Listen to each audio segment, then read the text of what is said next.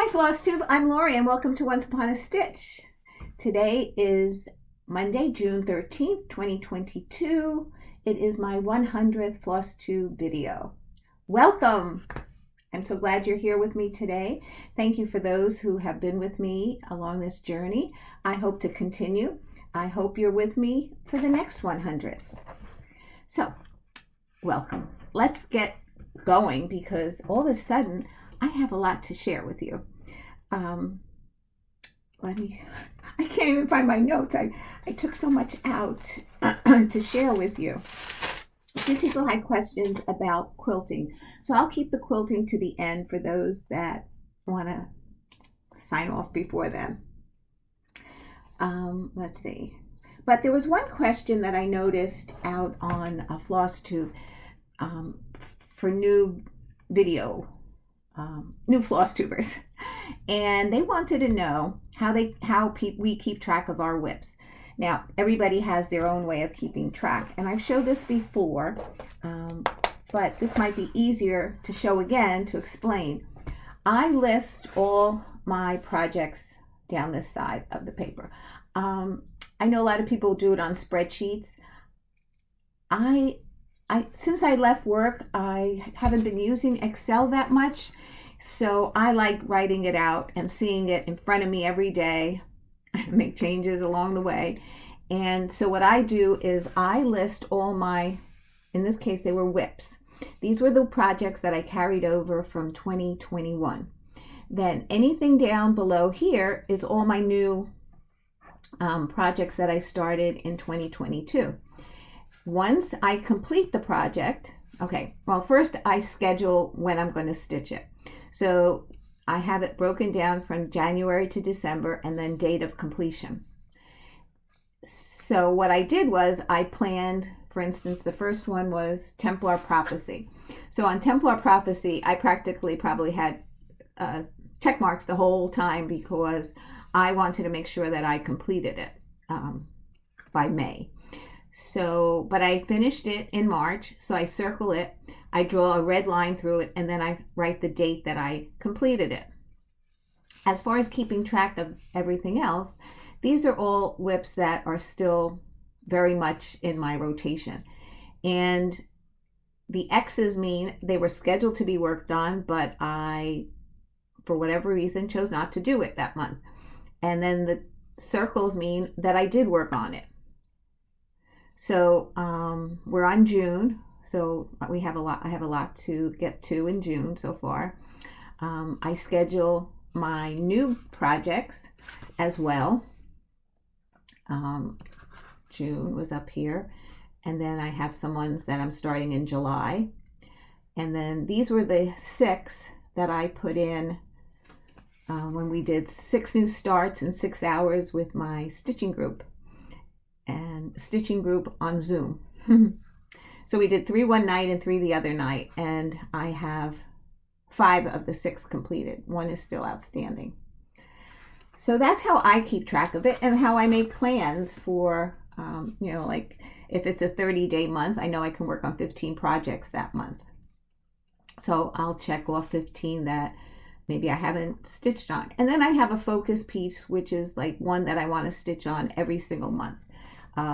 Last year it was Templar Prophecy. This year it's Opening Gambit. And if there's any other ones, then, I'll schedule it that way as well. But that's how I keep track of what whips I have and when I'm going to stitch them. And then, for instance, like September, people do sampler September. So I would schedule any sampler that I'm going to start, I would schedule like the beginning of the month. And then all the other samplers that I have, I might work on them throughout the month. And then if I don't have enough samplers that qualify as really samplers, then I'll choose whatever I want to work on the rest of the month. A lot of people do Jolly July or Christmas in July stitching.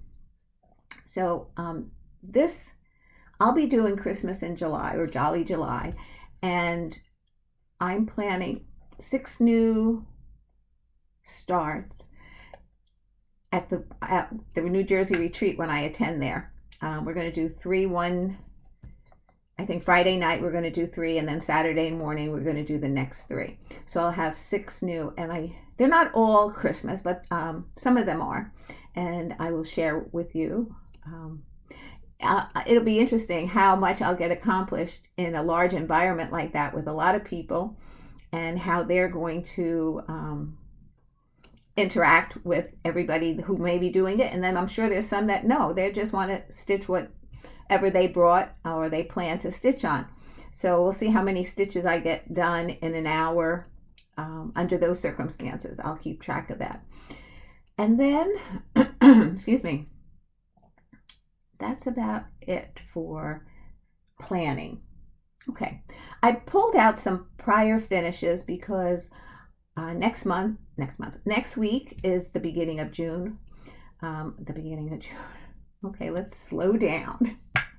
Next week is the first day of summer. The summer solstice starts here in the New Jersey, and this weekend is Father's Day. Happy Father's Day, whoever is celebrating. And we'll be hosting Rebecca's parents and Amy's parents and sister, and our usual crew. And so yeah, we're still working on the menu. It's hard when your husband wants to get involved. So anyway, we're also celebrating, it's James Amy's birthday, and her mom's birthday is today actually. And so we'll be just having a barbecue in the backyard. It should be wonderful. So anyway, I brought out some of my prior summer finishes that I'd like to show you. I know the last couple of months I've gotten quite a few new viewers and might not have seen it, and the ones that have been with me, I know you've seen it already, so I hope you don't mind me running through them quickly. The first one that I'll show you is, this was a Prairie Schooler. This was the July month, and this was the bonus vignette that they had on the side. But I do want to eventually stitch the month ones. July's the only one I have, but I would like to do that at some point. Oh, I know what I forgot to talk about. My new glasses. These are my new glasses. I don't know if you noticed or if you noticed anything different, but if you did and you couldn't pinpoint it, I got new glasses. I don't know if I'm totally crazy about them. I'm getting used to them as far as what they look like on me, but I can tell you this much, I can see a lot better. So, and then I got my hair cut. Okay, trimmed. We called it a haircut. She said she took a number of inches off the bottom. It needed it. I hadn't been to the hairdressers since November 2019 when James and Amy got married. And then COVID hit in March, and it was home for me. So this was like the first time I went to the hairdressers. I color my hair myself, so any mistakes, it's mine. Okay, next one's hands-on design. This was You Had Me at Flamingo, I believe it was called.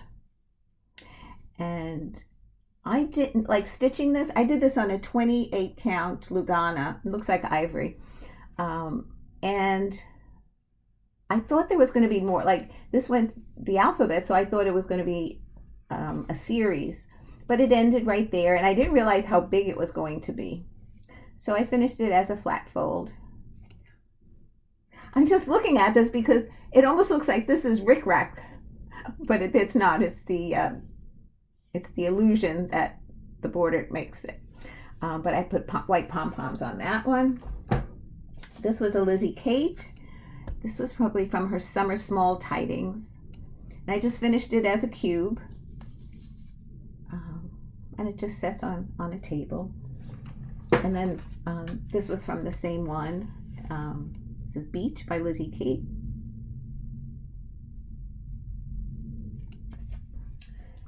This was a Tra-La-La pattern. I gave it away, so I don't remember the name. I don't know if it was A Day at the Beach or something about the beach. It was a Tra-La-La though, and I really like it. I would have had to look it up. I'll put it in the show notes. So I should keep this here so I remember. Then this is a patriotic finish. This is Plum Street Samplers, Love, Peace, Purpose, and that's what it said down here, Love, Peace, Purpose, but I decided to leave the words out and leave it as such. And I stitched this in 2020. And this frame was from Hobby Lobby, and I got it at clearance. It was originally $20, and I paid $5 for it. And I think it looks really pretty on this. Okay, don't fall, please don't fall. Then I saw this at a store. Let's see, Hobby Lobby, a couple of years ago. And I bought it, not knowing what I was going to do with it. I just noticed the hole in here. I've never noticed that before. So I put magnets on it, and this was a Bent Creek. I think this was called Summer's Row. Or Beach Row or something to that effect. And I just hang it here, and then I hang it downstairs during the summer months. So you never know what you pick up and how you can purpose it to fit what you're doing. Okay, so what have I been stitching? I had a new start. It was from Primrose Cottage. It was the June 9 patch, and most of you know my rotation's a 2-day rotation. Every project I work on, I work for 2 days, and then after the 2 days, I finished it, or it goes back in the project bag and it goes back on the shelf. Well, it goes in something that it holds until I share it with you. But this was a 1-day stitch, and I was really happy about that. So I decided to finish it, and look how cute it looks. I put a little bow here, and I stitched on a watermelon button, and I attached it just with a pin, a star pin. And first I was going to stitch the bow on, but this way I can change it out, or I can do, if I come up with something else, and I don't have to stick with it if I choose not to. But I just love the way it looks and how it turned out. So that's the first thing I stitched on. Then I picked up Puntini when I think of summer. This was the one 2 videos ago I shared with you that I mixed up these colors. Where the red is, I put the white, and where the white was, I put the red. And I asked for your opinion about outlining it. So I picked it up and I finished it. And I did outline it. And I used 2 threads instead of 1. And then I attached the boat and the watermelon, and it's flower background, daisies, and I sliced it in the center here, and then I glued on a piece of fabric, and I tried matching it. I think I did pretty well. Like, you really can't see too much that it's been cut into. So that's my summer pillow from Puntini. That's 2 finishes so far. Then what did I work on? Needle Bling Designs. This was one of the 6 that I started in the 6 hours.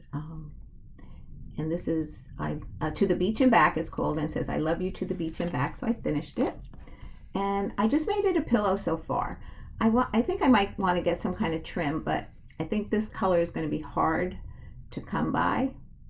But I finished it that I could still enjoy it, and this is the back. You can see I attached the fabric over the slit there. And I use pinking shears so that it doesn't fray, even though the glue would probably stop it from fraying. So I don't know if like an orange, like if it just wouldn't go because it's just one of the colors in it. So this, I guess, would be the most, like I have a teal, but it's just a wrong shade of teal. So I'm going to enjoy it like this for now. So that was 3 finishes and fully finished. Yay! All right. So now I had another new start. And that was Blackbird Design by Blackbird.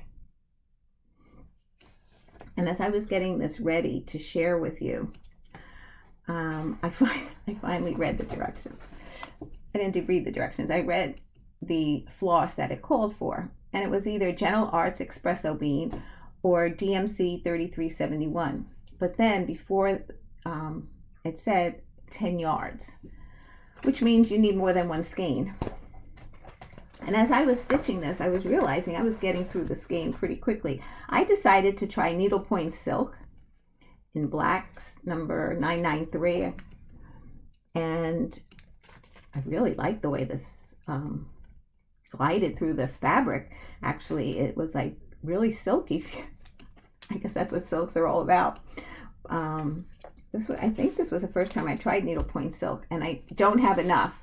So, when I bought it, they had 3 skeins there. So I contacted needleworkers and I says, can you grab one of the other skeins and put it in my folder till I get there?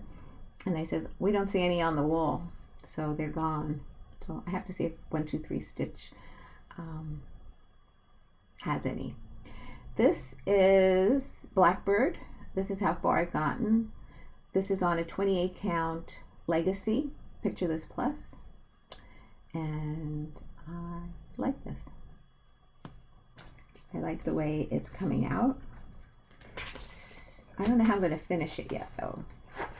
Would like to see if I can find a frame for it, because then I could add it to The Long and Winding Road, Strawberry Fields, Blackbird. Blackbird was a song that I wasn't really familiar with, even though it's part of the Beatles series. It's the third in the Magical Mystery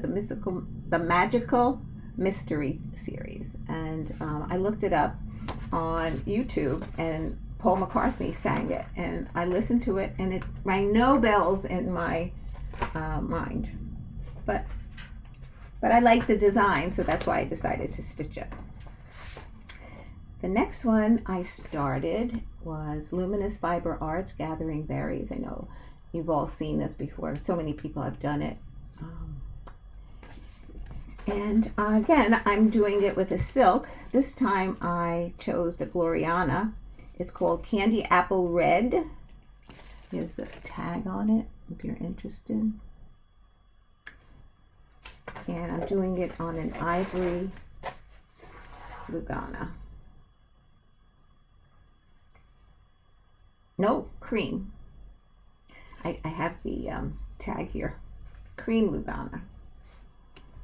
And that's how far I've gotten on it.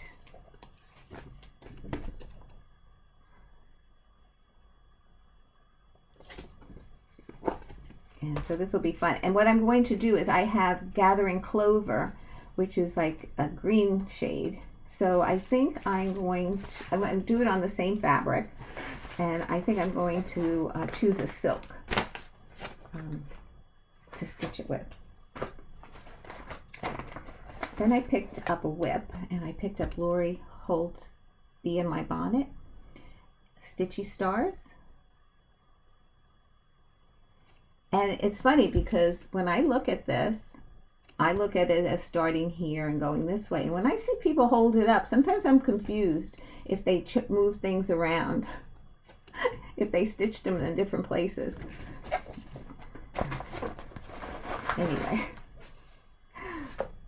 this is where I've gotten. The first time I picked it up, I stitched the first 3 boxes. This time I only managed 2 boxes. So I had better stitching time the first time. So I have 2 boxes left, and I hope to get it done in the next rotation, which would be in July. Maybe I'll bring this to retreat. I don't know. Well, retreat's towards the end of the month. Maybe I'll stitch on this in the beginning of the month. Maybe I can get it done and finished and up. Then I picked up Mary Clayton from Hands Across the Sea. This is the first Hands Across the Sea pattern that I've ever stitched. I chose this one in particular because it didn't look very large, the border wasn't as intricate as some of her other pieces, and I liked it. So it fit all my requirements. So I says, let me start with this as a first Hands Across the Sea. And the last time you saw it, I had finished all the pots, and I had to come down this side of the border and then work the border around. And I stitched this on a 28 count ivory Lugana, and I used DMC colors, and the only color that it called for 613, but 613 was the color of the fabric, so I swapped it out for 37, and I wrote two different numbers down. It's either 3782 or 3780. And that was for the leaves. I think the leaves were a little bit too close in color. And I was able to finish this. So I'm so happy. I think it really came out nice. I love it, and I hope I can find a frame for it. And I've mentioned this before, where it's like you have to pay attention because it's not totally symmetrical, and even the angels are on different levels in the pattern, and the border changes up a little bit down at the bottom, and but for the most part it's a really easy stitch. You had to, well, not that you had to, but if you didn't stitch it on an even weave or linen, like there was some long stitches that had to be done like 2/1, two box. Well, it was an elongated, like you counted 1 over but 2 up, and it was over the door. And then there was some of that around where it said age 9 years. I did not, like they put the whole word years in, and they made it work like almost over 1 stitching, but I decided to just do YR period. And so that's the only change I made to it. And that was a finish. So I got to check it off my spreadsheet, and for the rest of like the months that I had maybe checked it off to work, and now I can choose something else. Okay. Oh, let me do my, so where am I on WIPGO?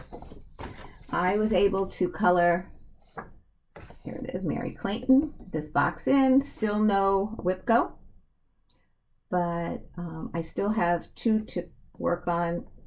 That was called, and that's Kringles, and this one was called last Halloween Quaker.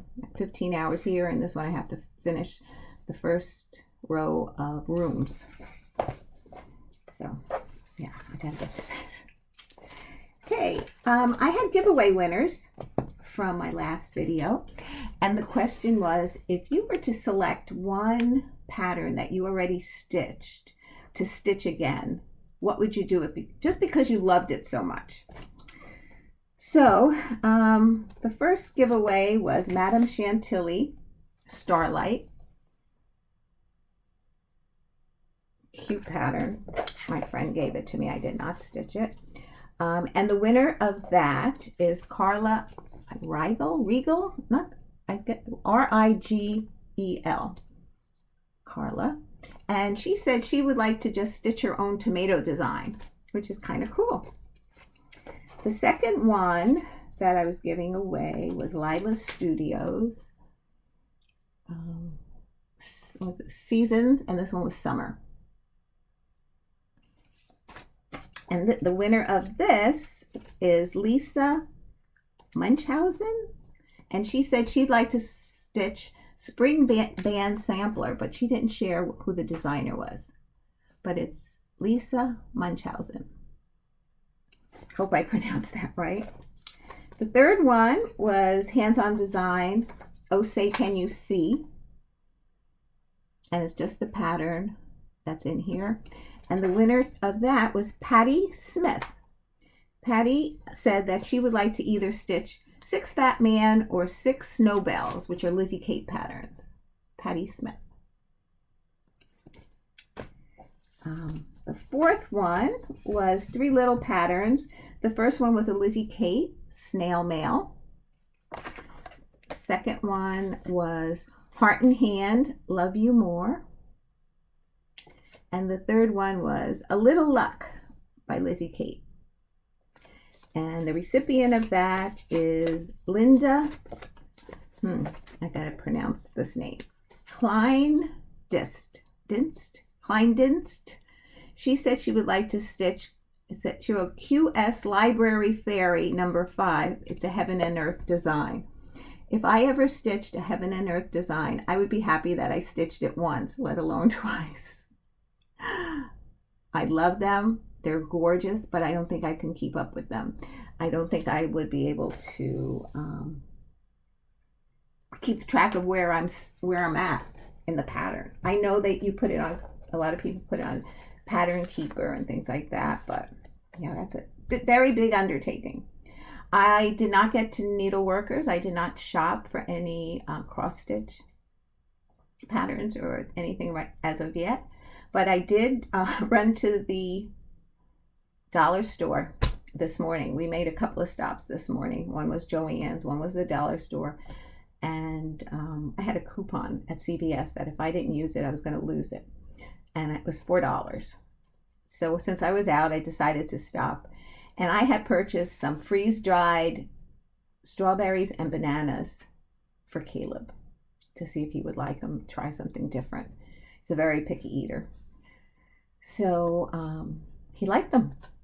So when I got the $4 coupon, and luckily we didn't need anything from a drugstore, we decided to stop there and pick them up some more. So then we went to the dollar store. I picked up this, and I have an idea of what I might want to put here. Then I needed funnels. I needed funnels for the lizard, well actually they're walnut shells, crushed walnut shells. When I put it in pillows, I've been using like a paper funnel because I didn't want to use the ones for the upstairs cooking. So I purchased for $1.25 and you got 3. It was worth it. And then I saw this, and this is just a board with a star cut out, and it was hanging there, and I was like, I'm going to buy it. Eventually I'll think of something to put on it. And then when I was showing you what I worked on, and I saw the Stitchy Stars by Lori Holt, I said, perfect. So this, I guess, is out for 4th of July. It was in that section. So if you get to the dollar store and you have something that you might be able to mount, or you want to just purchase it in the hopes of future finishes. Alrighty. Okay, so I think that's it as far as cross stitching. I'm going to just get into some quilting, some questions that people have asked. And so if you're leaving, thanks for staying by as long as you did. I hope you enjoyed what you saw, and I hope you come back the next time I put up a video. Ciao. Alrighty. First, I want to show you these pillows, because isn't this a great idea for cross-stitching finishes? You cross-stitch a design, and then you put it, let's say, maybe I cut it 1.5 inches, thinking that the half inch would be like 1/4 inch for each margin on this side and the finishing. So 1.5 inches, you stitch it on the, I don't know which direction it was, the sides, this way, the sides, and then you go across the top, and then you sandwich it with, now this was put together in 2 pieces, and it was left open that you would stitch in after it was filled in. And then you did a little bit of top stitching. Actually, you did the top stitching before you finished it, because otherwise you would have stitched the whole thing closed. Anyway, I saw this done on Quilting Arts. It was a channel, Creative TV had a show called Quilting Arts. And she was showing not only how to make these little pillows, but then how to bead them. If you look real close, you see like it's 2 beads on the side and then 1 in the top on all of these. And I thought this was so cute. And I just think is so cute. And I'm thinking like, oh, these would make great cross stitch. But I think I want to watch the video again. I have the series. I bought the discs. They had, I think it was the 12 discs. And I forget how many shows are on each disc. So I'm not going to know where it is or what disc it's on or what episode on that disc. But someday when I'm stitching and I just throw in a couple of discs and let them play, and maybe I'll come across it and figure out how to do that again. I thought that was a great idea for a finish. Somebody asked me when I should have pulled out that, oh, here it is. Okay, let's do this side. They wanted to know how I kept the distance between these squiggly lines. And this is called a walking foot for those new to quilting, and the ones that are quilters and are watching me, you know way more than I do. But I'm just going to help those that are like me, beginners. This is a walking foot, and it has this guide here. And depending what side you're stitching on, it could be moved to either side. And what I did was, like on the bump is where I would have that rest as I was stitching down, just as some kind of a seam, so that I'm not going like this with my fabric. It's just a guide to help me stay as straight as possible. And then, like, if you're stitching a quilt and you have a border, you can lay this, whether you have it wider, well, not that wide, but you have a wide border or you want it narrower. And then if you want to do a second stitch down, then you put this on the first stitch that you went straight on. So it moves as you're like, so you find a distance that you like, and then you kind of keep it straight on. And then if you find that you've gotten off, you could always remeasure, even make a light pencil mark and get back on track. The stitching that I do, I don't enter any contests or anything like that. It's for me and my family. So the best that I can do is what I can do, and they seem to enjoy it. So that's how I quilt, and I don't put any extra pressure on me to be perfect. Just get it done and enjoy it. Somebody asked what kind of machine I have, sewing machine, and this is a Husqvarna Viking. Husqvarna Viking. It's a Viking machine, I call it, and it's the Sapphire 875. And I liked this one. You see my order from Amazon. I bought button covers, and they took a detour. They said the guy picked them up, and then all of a sudden they didn't know where they were. But luckily, it only came a day late. But anyway, back to this. It has a wider throat plate, and this is the throat plate here. It's the distance between the needle and the body, I guess, of the machine, so that you can roll your quilt and have more space there. That was my reasoning for purchasing this one. Okay, and with that, I finished Gianna's quilt, and I quilted this with another utility stitch. This was one utility stitch where it went back and forth, and this utility stitch was more scalloped. And instead of doing it long way, I did it across the quilt. And then I just went around using the spacer to try to get the lines as straight as possible. And I'm not going to be able to get this in full view, but I took a picture of this before I stitched the binding down that I could put in. Thing is, I don't want to show it yet because I'm giving this to Gianna for her birthday, and I didn't want everybody to see it ahead of time. So that's why I haven't posted it anywhere. And then the backing of the quilt. Ta-da! Okay, it has nothing to do with the front. I loved it. I wanted to use the fabric. I thought it was just so different for what the front was. but it kind of matched the binding and her name, so I decided to go with it, and I love it, and I hope they love it. So after I finished cutting the backing out for this piece, that's when I used the remnants to make a project bag. And then I cut out 2 other quilts that I'm going to try. It's a very simple pattern. Actually, it's called a tumbler block. And this is what it looks like. It's narrower at the top than the bottom. And I'm only using 2 fabrics. So this would be 1. This would be 2. So the whole quilt is just going to be of these 2 prints. Then the second quilt is going to be more subdued. This one and this one.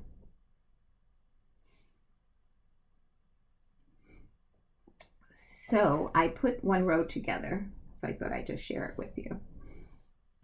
And it doesn't make a difference how you start it. So basically, that's the width of the quilt. Just like, I guess, a little bit baby size, not cribs, maybe crib size, not infant. Yeah, and then the row, excuse me, would be the opposite. Like it would be a narrow here and then wide here, or vice versa, wide here and narrow on the bottom. So those are the 2 that I'm going to be piecing, and then finding a backing for them. And maybe, I think I was going to just do a utility stitch on that as well. A utility stitch is a stitch on my machine that is built in. I can just, some of them I can elongate, make them wider, make them longer. The one for the project bag was a short, it was like a back and forth one like this, as opposed to the scallops. And it looked like, I tested it on a scrap, and it looked like it was going to eat a lot more thread, because it wouldn't let me elongate it any more than so far.